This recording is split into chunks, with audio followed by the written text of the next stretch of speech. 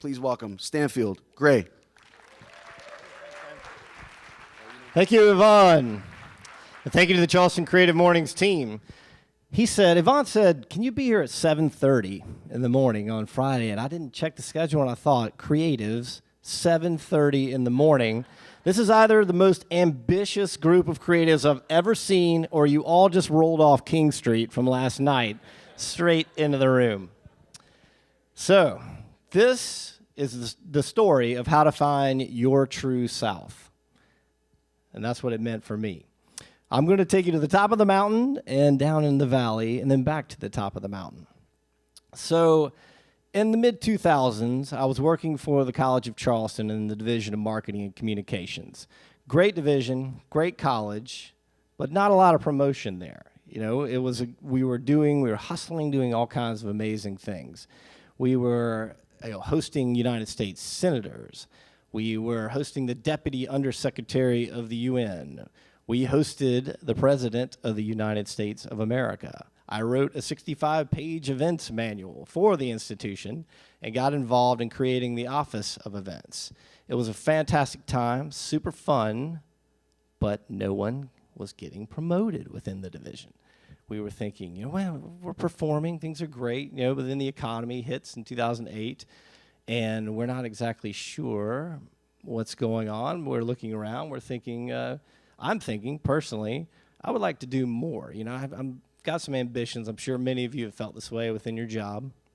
So I forgot to begin with the first slide. Sorry, Yvonne. Set it there. So we hosted Stephen Colbert. The Colbert Report came for Rock You Like a Hurricane, if anybody was there for that. Incredible moment. President Obama came and did his announcement, during the primary, during South Carolina. We hosted that event. And I was willing to do anything for the College of Charleston. This was a photo shoot we set up for Miss Judy, a longtime employee. And although I felt like the king on that day, I was beginning to question my direction and what was happening in my life. It was a great place to work. I don't want to knock it, but at the same time, there wasn't a lot of room for advancement. I'm sure many of you have felt that way, been that way before. So at the same time, social media was on the rise. Apple launched the iTunes store in 2007, I believe, and the iPhone, the store came a year after the launch of the phone. They opened the API so that people could design apps and build, new products.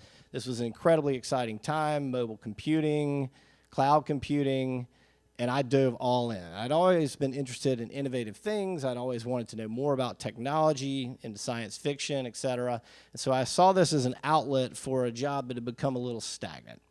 So I learned everything I possibly could about this. I partnered with a local company called City Slicker, one of the early pioneers in the web in Charleston, and in developing websites for businesses, working with different folks on designing their apps. And we launched the first walking tour app in the nation at the College of Charleston. So it was an exciting time, first one in the store. Things were beginning to move again. I thought, here's a new path. Here's another way I can prove myself and advance here and find some meaning in my job again. But it didn't exactly happen that way. Again, I thought, well, my performance reviews are good. I'm doing the work. We're launching new products. Everybody's on a roll. But once again, I'm in a place, by no fault of the institution, where I'm not getting ahead. I'm not getting to that next spot where I need to be. I'm not personally fulfilled in my day-to-day job. And I'm thinking, I really want to do more with my life. And so I started to think about it. I'm looking at technology. I'm thinking around. And I say, I need more professional development. I need to learn a lot more about this. So in 2011, I talked the college into sending me to the Ad Age Digital Conference in New York.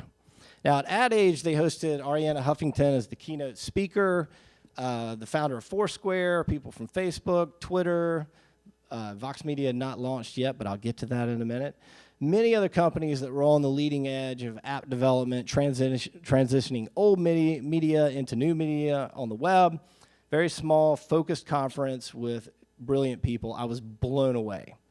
And I came back incredibly charged up about what I had learned and what I saw in the future and where everything was headed. It was pretty obvious that everything was going to be digital, on the phone, mobile computing. We were going to open up a whole new digital economy. It was going to be an incredibly exciting time. And I thought, well, what does this mean for South Carolina and for the South? And I reflected on my own story, my own path, where I graduated from the University of South Carolina in the 90s. My year was the first year to receive email, but nobody was even on it. Maybe one professor was there, and I thought, well, and I moved to New York and worked there for a while, and most of my friends who were working in technology were super ambitious, had moved to Silicon Valley or New York or Boston or some other region. And frankly, this began to piss me off. I was like, well, how come we always have to move? My friends who are from Greenville and Spartanburg and Nashville and Asheville and Charleston and Atlanta, to a large extent at that time, if you wanted to work in certain industries, you wanted to work in software development, there weren't a lot of opportunities here. A few, Blackbaud, Benefit Focus had recently launched. Boomtown, I think, launched around that year, 2010, 11 sometime.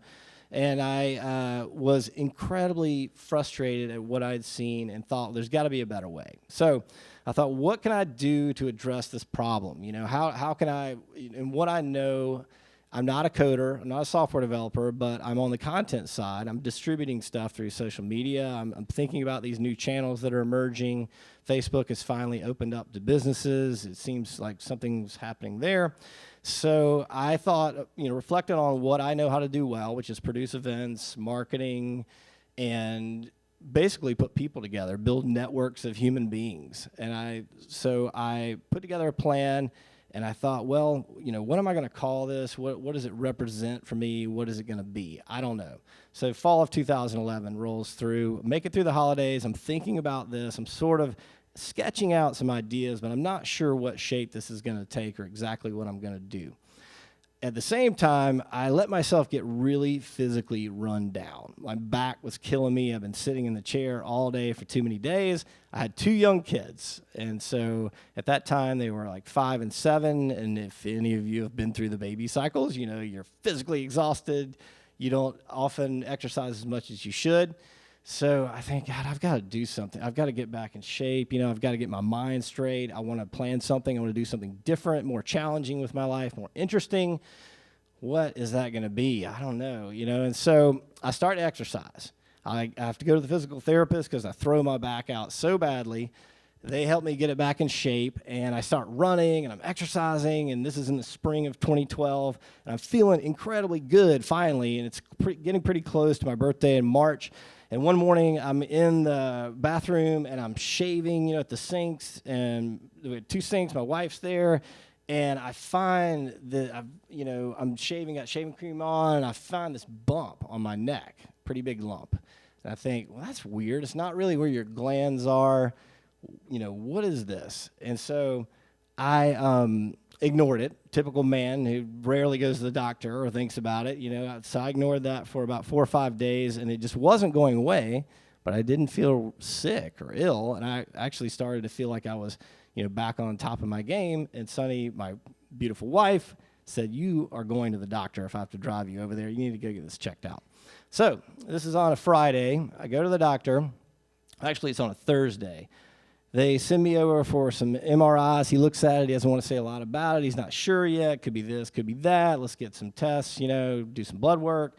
I get that back on Friday. I get the MRI, and he looks at it, and he says, well, I think this is a schwannoma of the brachial plexus.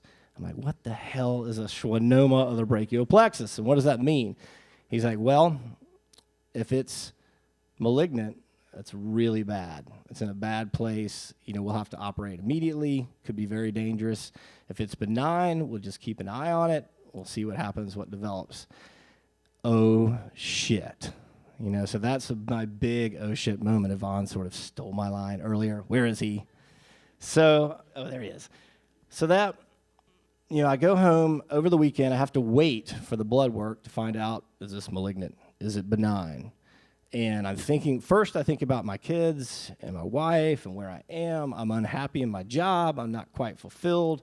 I've got this seed of an idea kind of bubbling, but I've been reluctant to pull the trigger on it. I don't know if it'll work. I've been thinking about it for 4 or 5 months, really since the fall of 11, and I've got a long weekend to think about it, this oh shit moment. So now I want to play a video for you, a quick sidebar, and then we will return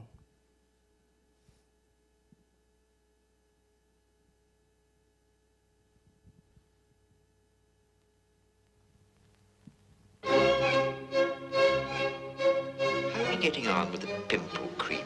Just a fine tune. I'll be through over the weekend.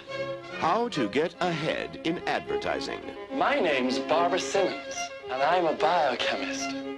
But at night, I'm a woman. Rule number 1. Be creative in every situation. I recommend a new product because I make it. What do you want? Never lose your perspective. Compared to this, dandruff was a birthday present. So is breath. You're raising your voice, darling. Don't bring home your work. You're under tremendous stress. I know exactly what I'm doing now. Get his Valium. Follow these simple rules, You're so run down, you've got to boil yourself. and you will get ahead. Hiya, handsome. Dennis thinks he's got a talking boil. What? I looked into the bathroom mirror, and it's spooked it. Just look at it in the mirror. Tell me what you see. It's got a moustache. Who are you? What do you want? I am your better half. He was overworked and nearly had a breakdown. He's much better now. You're going to have a monster on top of you. Stay from me! Boston. I think her husband's completely bananas. I personally would be up all night with a revolver. I'm going to sell them the idea that boils are beautiful. Wonderful. Wonderful. To boils, acne, and blackheads. How to get ahead in advertising. The career where 2 heads Or better than one. Shut up.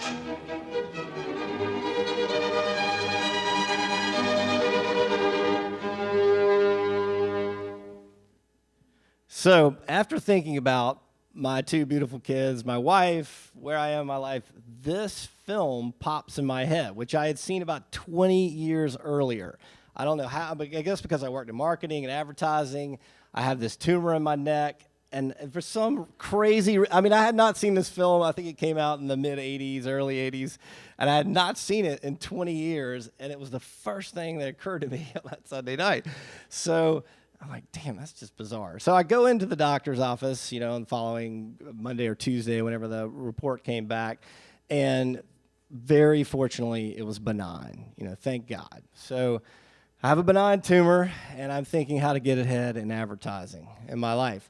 So it was as though it started talking to me, literally. The film popped in my mind, and I thought, this is, so strange, because this thing really, impacted my life early on. I thought it was hilarious. It was a great satirical, commentary on how we respond to advertising, marketing, messages, and, this guy's pursuit of deeper meaning, which he can only find through this pus-filled crazy thing on his neck. And so, I dig really deep into that and think long and hard about it. And it is like the freaking schwannoma is talking to me. It's telling me, what if I had been malignant, you idiot, and you had not pulled the trigger. You had not done what you're passionate about. You had not had that moment where you felt like you finally built something really meaningful, was exciting, and you took that leap of faith. You made Kierkegaard proud. Here we go. So I went home and laid it all out, and much to my wife's incredible credit, she supported it 100%. We didn't have a lot of savings at all. I didn't have, any sort of trust fund to pour into this. I didn't have any venture capital or any angel investors. I didn't have any of the resources really required to pull this off other than experience and a million favors from many friends I had that I was going to call in every single one. And that's what I did. My sister worked at CNN. My brother-in-law was at Coca-Cola.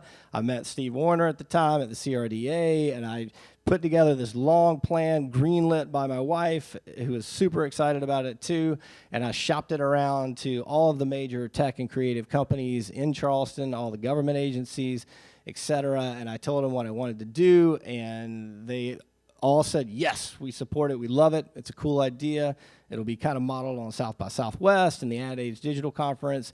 We need this. It's a way to help reverse the brain drain, recruit talent, expedite networking contacts within this industry, and more importantly, bring in leading brands and people from around the country to Charleston, to the Southeast, to connect with you so that you can do business and build clients and learn from them and all those sorts of things. So that was the goal. And I had this crazy talking schwannoma guiding me through the whole thing. So we launched officially on July 4th, 2012 with pulling the trigger. I applied for the LLC that week, And we just made that weekend the official one where I finally had the name and the branding together. Dig South was a double entendre for Digital South and digging into the South at the same time. And we launched on that 4th of July. In the fall, we decided we needed to build some momentum around it, and I needed to raise some money. Now, much to their credit, Spark was our very first cash sponsor. We made the pitch to them. They loved the idea. Chad Norman, Eric Bowman, Mark Murphy at the time, they cut us our first check as a sponsor, and we thought, man, we're rolling. Here we go. The first check, it's literally a spark. It's a great metaphor. This is going to be incredible. Then we didn't raise another dime for about 30, 45 days, and I thought, how are we going to pay for this thing? What are we going to do? So we're out hustling, explaining it to people, and we launched a Kickstarter campaign in the fall of 2012, which is anybody launched a Kickstarter campaign. It's an insane process where you're all in, driving really hard on it. But for us, more importantly, it was proof that the community validated the idea, also wanted it. And I think if that had been a colossal failure and nobody had contributed to it and gotten behind it, I don't know if I would have had the resolve to push on through. I might have taken that as a sign that it can't happen in Charleston, or the way I'm framing it, or whatever the ideas behind it, the marketing messages aren't resonating with people. What is it I'm doing wrong? But very fortunately, we raised about $20,000 through Kickstarter, 15 and some change, plus another 5 from companies that couldn't give through the portal, but were aware of it via Kickstarter and wanted to be a part of that team. So on our website today, 5 years later, we still have our original Kickstarter supporters on the About page, and that was incredibly meaningful and significant. If any of you are here today that contributed to that, thank you again. It meant so much symbolically, also in terms of just having the cash to do it and to pull Dig South off. So we rolled on through the Kickstarter campaign. We came around to the spring, and we have leased the College of Charleston TD Arena. Many people who work at the institution also moonlight and have their side jobs, which I did as well. I had told my division head that I was going to launch this idea, this conference. He said, "Oh, fine, whatever." I don't think he took me seriously. "Yeah, sounds good, maybe. Yeah, see you later. EVPs have stuff to do." Like, okay, well, that's fine. It'll be fun. We'll pull it off. And then about the end of January, I get this call out of the blue. I'm driving one day on my lunch break, and it's Brian McGee in the office of the president at the College of Charleston. And he says, "San, the president wants to see you immediately. You need to come down to the college right away. Where are you?" I'm like, okay, well, this is bad. Maybe I'm going to get fired. Dig South is over. They're going to push it out of the arena.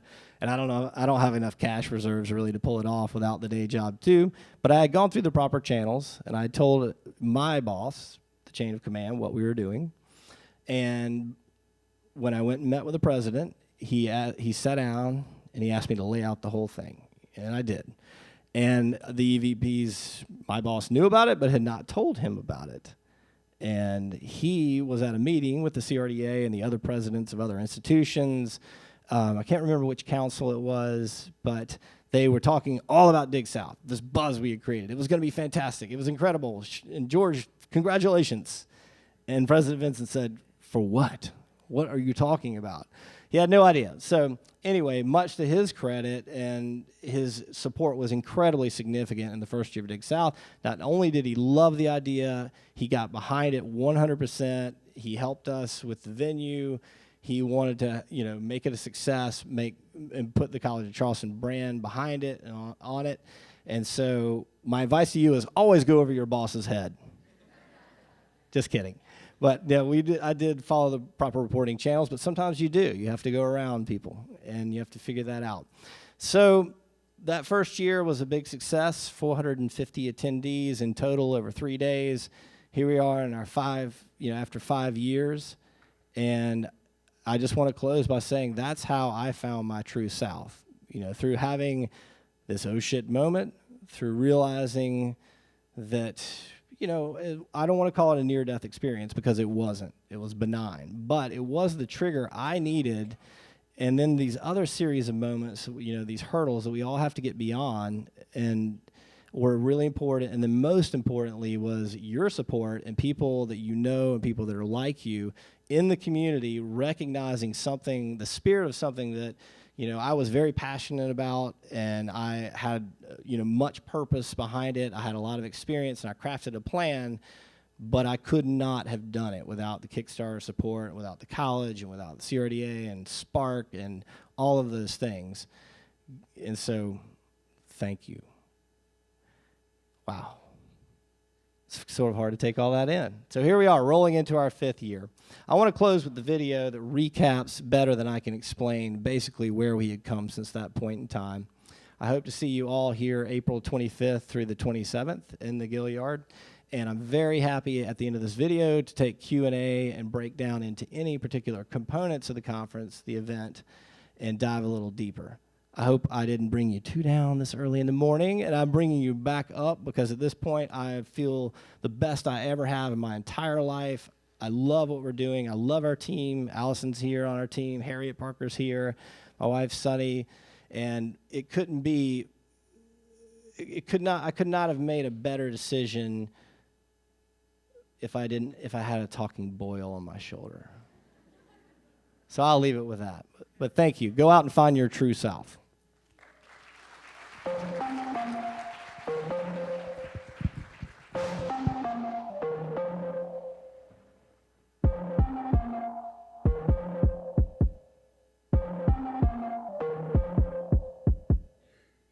The best thing about Dig South really is the people. We've got some amazing companies, Facebook, Twitter, and a number of others.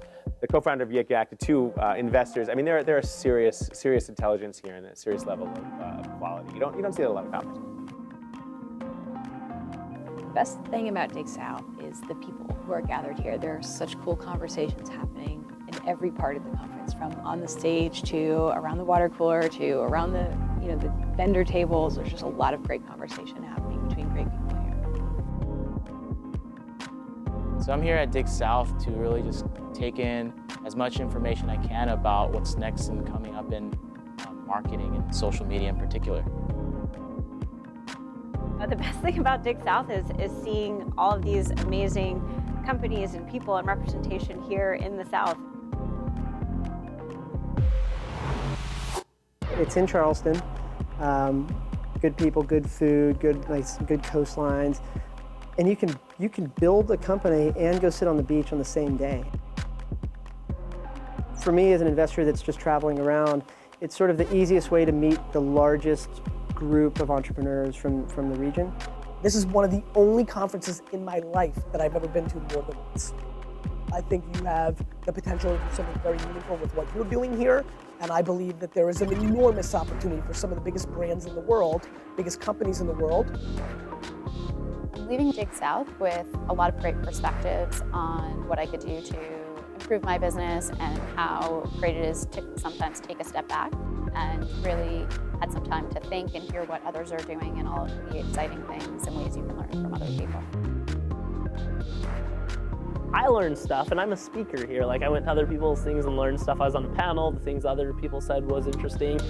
If you want secret pro tips on social media strategy and business and entrepreneurship and everything that's important, Dig South is the place to go.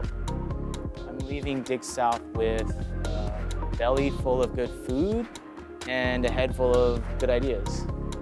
This really is the South by Southwest for the Southeast, and it's growing into something that you really need to be a part of.